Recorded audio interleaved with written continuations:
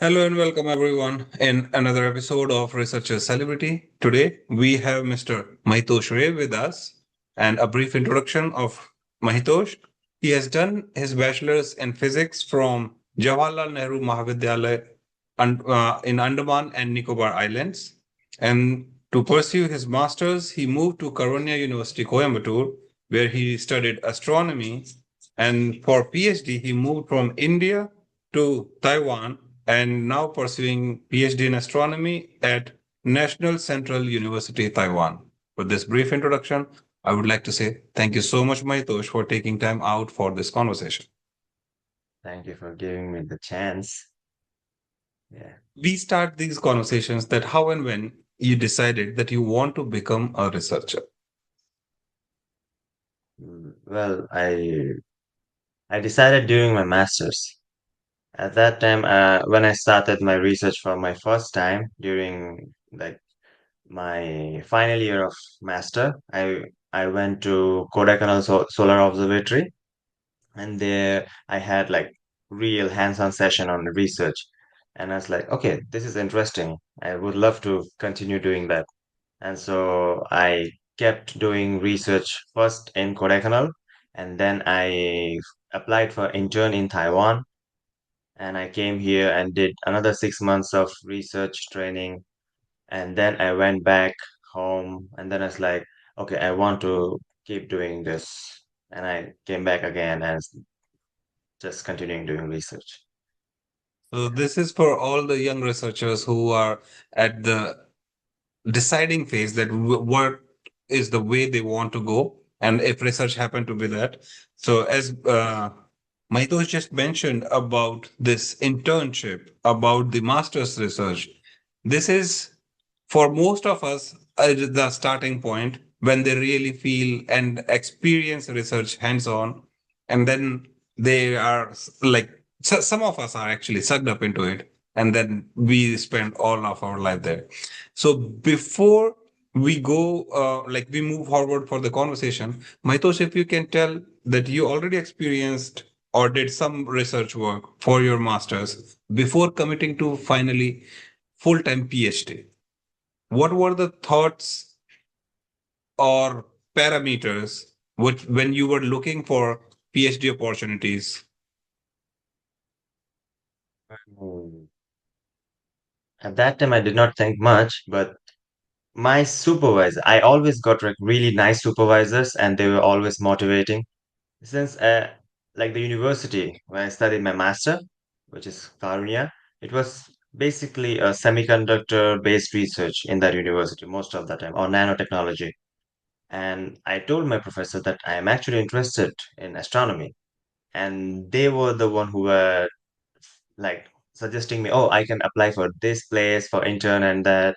And then there, when I went to I mean the Kodaikanal Solar Observatory, there I also got a really nice supervisor. He was also like teaching me how to do research and so I was like, okay, this is interesting. It's like something which is not how to say that, like not very hard for me to do, but at the same time I love to do it. So it's like, okay, I can keep trying to do that. And then when I came to Taiwan, I again got a really nice supervisor. He was so motivating. If I cannot do something, and he will say like, oh, it's okay if you cannot do it now, you should be able to do it in the future, you just keep doing it. And then like I was like, okay, I will learn and learn. And then after that, now I like for now, research is more like a hobby to me. Like I Mhm. like to do it. Nice. So you just briefly touched upon the challenges that, okay, you do not know today, but if you keep on Yes. doing, and that is why people see PhD as a training, that it is what you do not know. And in fact, as a matter of fact, every single PhD is what the world do not know at that point of time. That's why every thesis is unique in some or the other perspective. So let's start with your master's research, how it was different or appealing to you when you decided that you want to move next step forward for internship. My master research was actually completely different from what I'm doing right now. Mm-hmm. Initially, when I started research, I was doing on sun, like solar flares. Mm-hmm. So it was more close to us and it was easy to observe. And well, technically, I just started doing astronomy research because the pictures were pretty. Like you see the picture of stars and galaxies, you say, "Oh, it's so beautiful." And went to research just because of that. And then later I found out, oh, there's a lot of more things to that, just not just the pictures, right? So yeah, but what I did during my master's thesis was like I was trying to find out why the solar flares occur. Like I think is that your question, right? What I did during my master Mm-hmm. research, Mm-hmm. right? Yeah. Mm-hmm. So we know that solar flare occurs in sun, but we well we do know we have some hypotheses or theories like how it works, but we wanted to go more deep inside, like theoretically and observationally, like how the solar flare actually leaves the sun's surface and comes to shoots towards us. That was my research during that time. Yeah, Okay. and I would not say I did a very good job at that. I did Mm-hmm. my what I could do at that time, and Mm-hmm. right now when I look back at the that day, and I was like, okay, I could have done better. Yeah, Mm-hmm. yeah, and yeah. Now I don't work on sun. Right now I work on like gas in Mm-hmm. near the black hole. So Mm-hmm. yeah, it's way different work, and Okay. I think now I'm doing more interesting work for me. Nice. Yeah. That is one thing.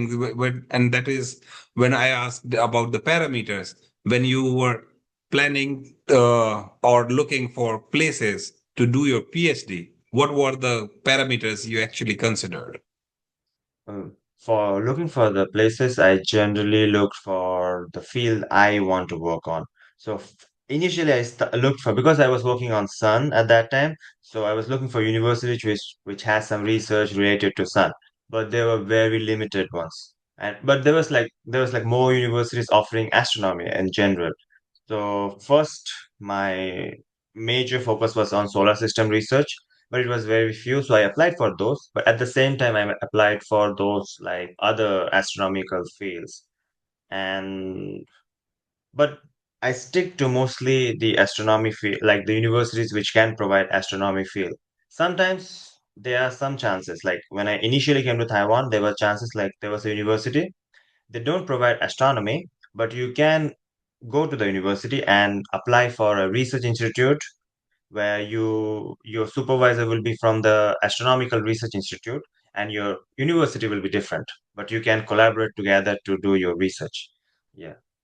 Nice, So absolutely. And this is something which we always say in these conversations that having established collaboration, either your mentor help you or you explore those areas can improve or enhance the quality of your work logarithmically, really like making it more society oriented, which you can help obviously better. And with new ages research, when people talk about interdisciplinary research sciences, yeah, where people from all the different worlds come together and say do that. yeah. So Uh, based on I could your add experience, one more point to that yes, actually. please. If Hmm. if actually Yeah. someone is interested in doing research, right? They Hmm. could, I mean, there's some conferences, like Hmm. you have to look for conferences from your field, but sometimes it's expensive, right? Some conferences are not free. If it's free, you should definitely go there because you can make a lot of connections there. Like my this university I got because I've made so many connections and somehow I found a professor here and then my professor knew this professor like my previous university and he gave me a recommendation so that I can come here and it was like I made a big connection over here while I was here, so I think connection is a good thing. Like Yes, even if indeed. you don't go to that university, you can collaborate with them. I mean, you can Mhm. learn something from them, or you can ask them for like some research collaboration. It's a good opportunity. So conferences Absolutely. are must. Mhm. Yeah. Conferences like that was for a later stage for the conversation. We had this conference and networking part. For now, based on your experience, as you mentioned, like you can be very specific while starting your PhD, or you can work or when you are doing these applications for a broader area. What will you suggest or share based on your experience? What you would like to tell the audience? I would say that if you if you really want to do like research, you should apply for all the available options you have. Well, for my example, I knew I wanted to do this and I wanted to go for this university exactly, and I applied only for one university, and somehow I got it. I don't know. I was not expecting that, but I applied for one university. I was like, okay, if I get it, I will do it. If I don't, I will think of something else. But generally, if you are interested in doing research in some certain field, you have to look all around the world because you don't have like you have limited options in one country or something. Like for example, if I wanted to do it in India, I had very limited options and it's so much competition. So I tried in India, but I could not get it, and I applied in Germany and France and Taiwan. I I got in every one of them, but the Germany one had no scholarship. So I was like, okay, I want scholarship. And then the France one, it was like there was some problem with the documents, but it was actually a good opportunity. The best one was in France, and there was the Taiwan one. And I was like, okay, I have been here in Taiwan for some time. I can actually continue here. So I just stick to this one. This is also one of the crucial points when we talk about moving out of country. Yeah. Kids are like that age, they are so much enthusiastic about it, especially moving out of India, where Yes. you have access to all services. So basically, you cannot cook and do all of your thing there is someone to do everything for you. The day you move out of country, that's when then now you have to do everything by yourself. These are Yes. the challenges which we say that even the passionate researchers do not see. What was your Uh-huh, experience uh-huh. and what you want to add to this conversation? Well, I actually left my house right after my undergrad. Sorry, not undergraduate. Right after my high school. So I have been living outside for quite some long time, and I've been always living in hostels and dormitories everywhere. So I was quite used to like living outside by myself. But when I came here and I had to start cooking also because here in Taiwan there's no mess like in India you have like those mess where you can eat food, right? Just like get that. But here you have to cook food, and then in Taiwan there's no like most houses doesn't provide you a kitchen. So it was in the beginning that was a problem. Another thing was the language problem because here they speak Chinese. So when I came here, I was like, okay, I have to learn the language. You don't have to. You can use English also, but I mean, if you want to like communicate with people, it's better if you know a little Chinese. So yeah, you do all those things. It's fun. It's I know, like you do research and you have like learning a language, and then you like everything is so interesting. Learning a language absolutely is one of those like challenges, I say, because I'm very Yes. bad with languages, but I have seen and met people who can learn a language within a month to bear, like to survive, and then if they stay longer, they can do that. But coming back to the research point, when Uh, you finally chose that, okay, now this is the university I want to do my PhD, mm. when you started the PhD, the hopes, the passion, and now when you're about to submit your thesis, how this ride has been. It has been a really nice journey, actually. Yeah. As soon as I came here, my when I met my professor, the first thing he said was like, "Okay, I'm about to retire." I was like, "Okay, I'm will you stay until I graduate?" And he's like he was not sure. But he was he's like very smart and very intelligent. I don't know what he has a lot of knowledge. He works in like a lot of fields. So I asked him for guidance for like this is what I want to do and how could I do it? And so he was suggesting me, okay, if you don't like this field, you can try for this one. And every part of my research, even though he's retired now and he's still in contact with me, he will tell me like, okay, this is wrong or this is right. And when I write paper now also, I will contact him and he will help me out.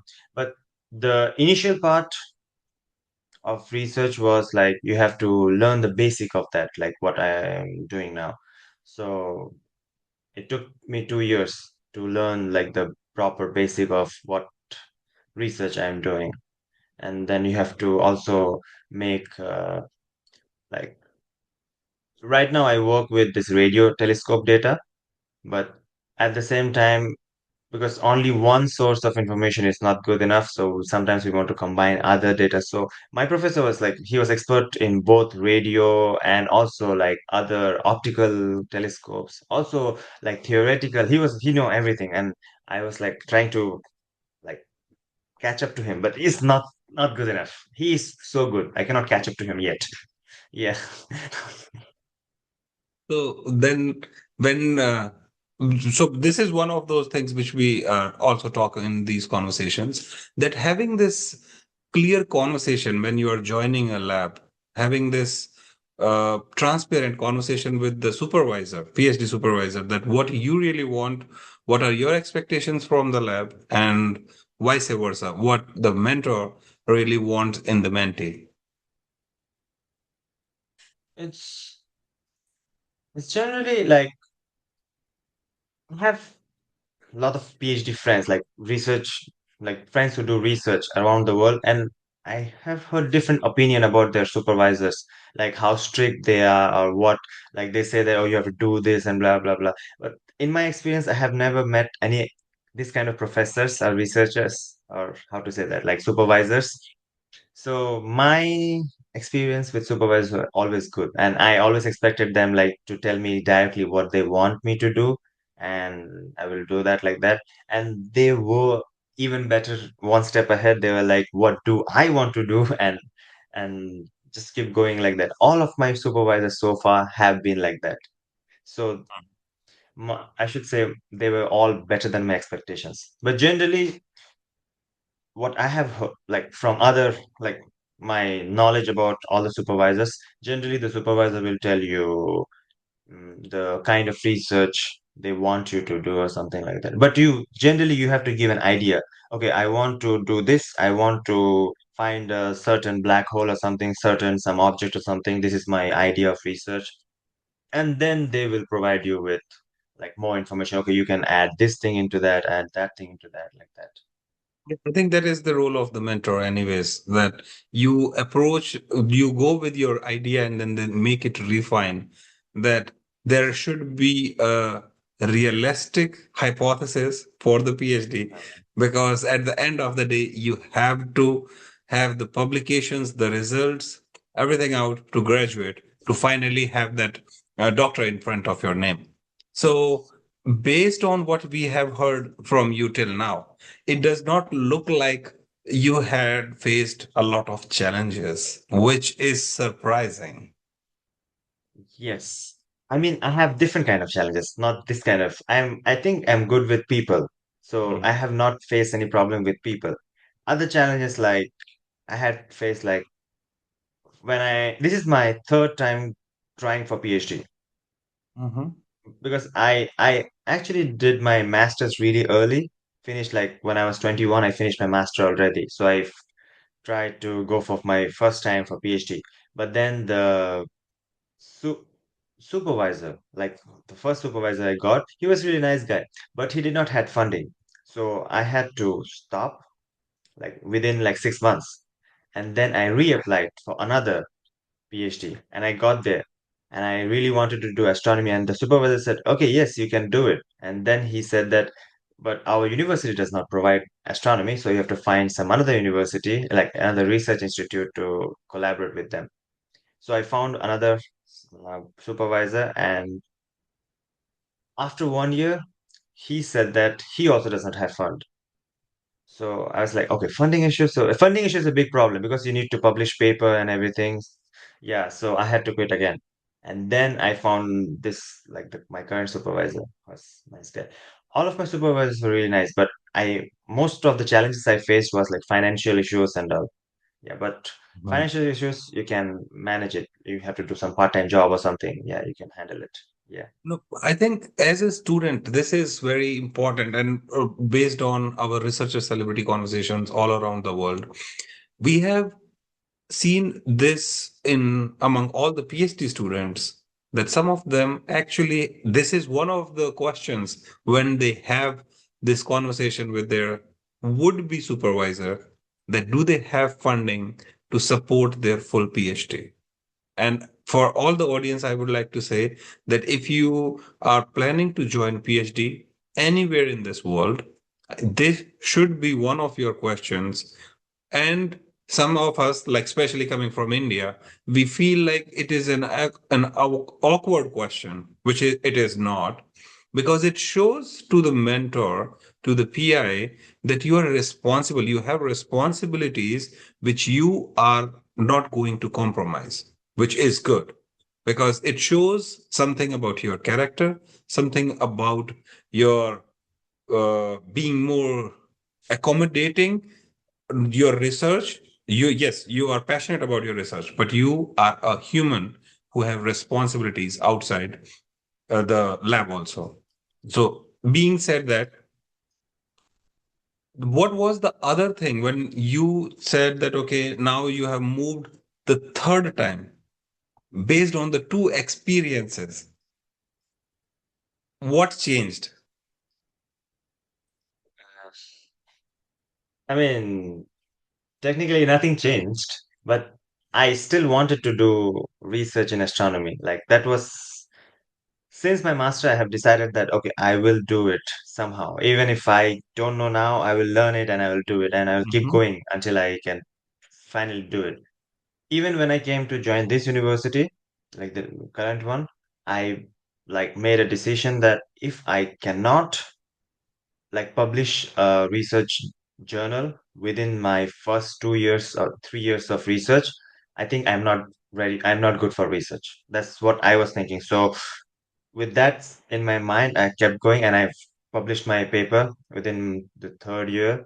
And then I was like, okay, now I know that I can do it. And another thing was like here, before I joined the lab, my professor already gave me like how much funding he has, and he will be providing me funding throughout the PhD and everything. So it was not an issue this time. So I knew that funding will not be a problem. Because, like when we do PhD, generally it's a long process, right? Like you start from your undergraduate until you reach nearly like PhD, you are getting old now at that time. I mean, not old, but at the same time, you have responsibilities of your family, especially for us Indians and all. So we have responsibilities for families, and also we also have to think about the money part. And Mhm. like for me, I don't have to take a lot of responsibility for my family, but I told them like when I left India, I said that you will never have to worry about like pay me money to survive or something like this. Mhm. So I just stopped taking money since master, and I was like, okay, if you guys need money, I will help you also. So yeah, I think financial thing is a thing It for is indeed. researchers.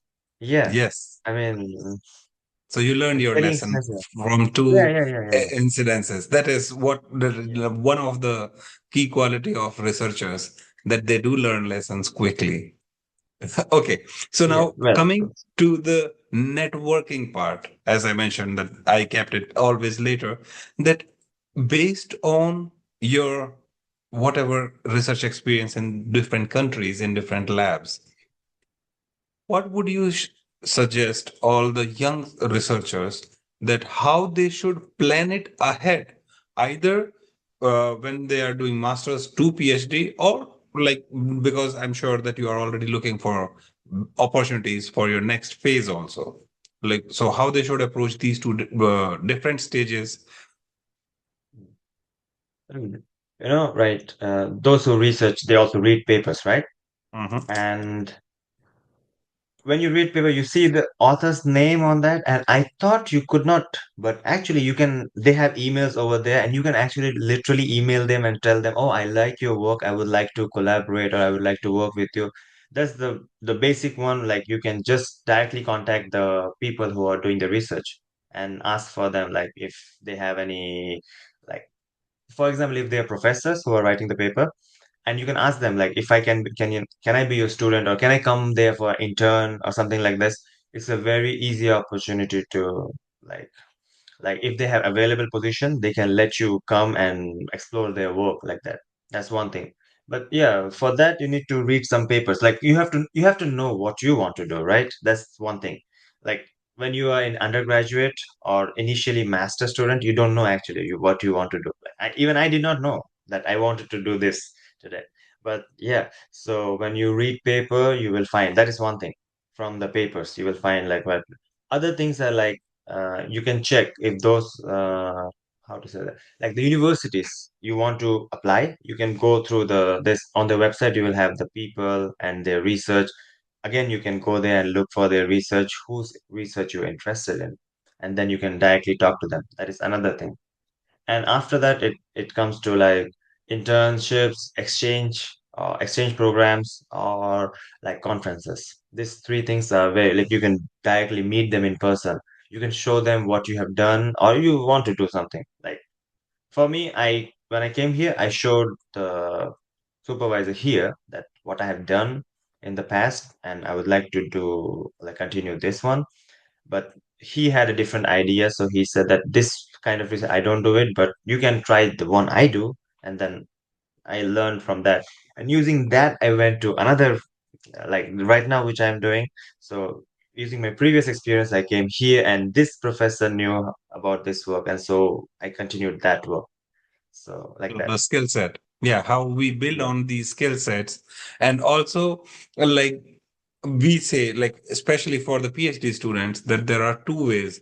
Either your supervisors or your mentors give you the project and you just do the experiments, or you design your own experiments, your hypothesis, and everything else.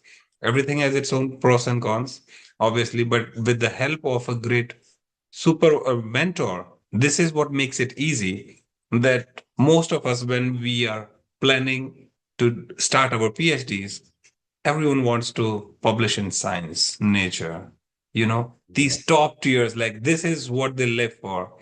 But as the year grows in PhD, there comes a stage that I just want to submit it and get done with it. But there are researchers dedicated, like as you mentioned, you are one of those, like, no, I want to do this, I will do this no matter what. But when you had that moment of doubt that if I'll not be able to publish my first paper within 3 years, probably I'm not good enough. How did you overcome that, apart from publishing that paper? That yes, you published it, but there are thoughts which are haunting you like all the time.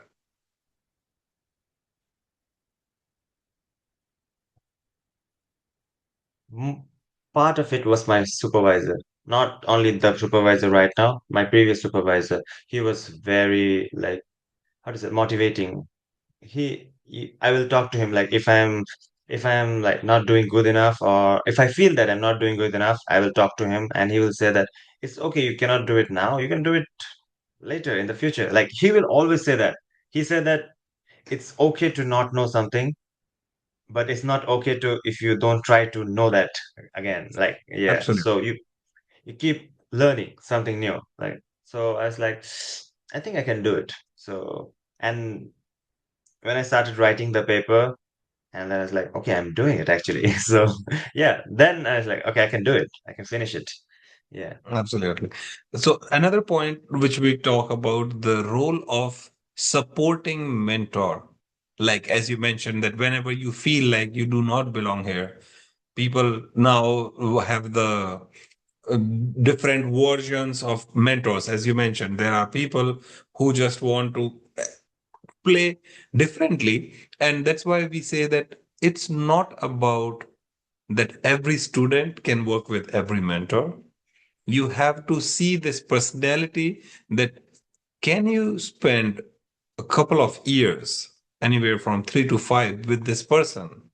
And if given chance, you can visit them, and if you can have the opportunity of internship, that is the best. In some of the countries all around the world, you have rotation system, you spend a couple of weeks in the lab and then decide. Because sometimes the mentor is good, the student have a good understanding, but the toxic environment of lab is what makes it more challenging for researchers. And we had conversations that people quit research because of the toxic environment in the lab. And we say that we should acknowledge it because of these issues, which we do not acknowledge enough, comes the idea that people are dropping the PhD after 3 years, after 5 years in some time. It is a long time. And we at Empowering Science Foundation, we believe in breaking the barrier. One of the barrier is kicking out this syndrome that I do not belong here. You, wherever you are in this world, in the stage of your PhD, you have done so well. That's the reason why you are there. There were all the processes, be it interview, be it written exams, be it what not all. You have accomplished everything. So having a self doubt is, I think we always say, it is good only if you are doing that once in a year, probably, or like once in 5 years. But if you are doing this daily, then I think it calls the a thorough investigation on your own personality, that is it this really what makes you happy? We can see that you are like, research makes you happy for sure. Yeah, You said it's like a hobby, it's not even work. yeah. So have you tasted any failed experiments, or when literally nothing worked? Well, when literally nothing works, I love to go for a run. It clears my mind. Generally, I mean, I think you should need to have this work-life balance. Mm-hmm. If you are working all the time, then definitely you're going to be like this self-doubt things comes and all. But I like to do all other things like I like to go out, meet people, or go for a run, or go do some exercise, play some sport like this. So I try to mix these things up. Like before, I used to only concentrate on research. I think that time I had this kind of things in my mind. But now that I explore other things also, I was like, okay, there's a lot of things I can do. I'm not, there's no self-doubt anymore, actually. Yeah, but it was there. You're right. And the toxic thing you said, it is true, it is there, but luckily, I'm fortunate that I never had to go through that thing. And I think also if you have this kind of thing, you should raise your voice. You should talk to the professors or talk to the people. Yeah, I have heard stories about like some of my friends in their lab. They have some some students who get paid less and they work because they for them that's enough, but some others are there, they get paid little bit more than them, but they are not doing well enough probably. So the professor will tell them that how can you not do the work although they are getting paid less than you. But you have to understand like, okay, everyone has a different capacity and different situations. Yeah, and some people don't just want to survive, they want to also live, right? You know, Mm-hmm. like some people live to do research, some people do research to live. So it's a Mm-hmm. thing. Yeah. Absolutely. But No, this is very yeah, important. fortunately I never had. Yeah. So that is so we always take this to the mental health point. So you have never experienced it, but you have heard it. So now you are well prepared. You already know that if in future there will be situations like this, so you have to speak for yourself, either with the Yes. people or with the supervisor, because affecting your mental health is not what you chose. Like, joining research because you really want to do that. And then there are humans, obviously. I always say this in the class, that you don't have to be friends with everyone, but you should be able to work with a team, because research is a team game. No one person, no matter how genius you are, cannot do research just by yourself. Because even if you might have a novel idea, you're still going to cite, you're still going to follow some methods. That's what it is, a teamwork, anyways. So at the edge of the conversation, I would like to say, Mahitosh, what are your plans after your PhD? Hmm. I really love teaching. So I would like to, that's like the ideal case. I would like to be a professor because I Mm-hmm. also want to do research and also teach. But if I could not be a professor, I will still want to be a teacher. And like right now, I will do research as a hobby. Yeah, Mm-hmm. because like the research I do, all of my data, like which I need, I don't even have to go anywhere to observe. It's available on the internet. Like there's like thousands and thousands of terabytes of data. I can just download and I can do my research and publish paper. Yeah, I just need Mm-hmm. someone to collaborate with me. That's all. And I have so much connection already, so I can contact them and collaborate with them.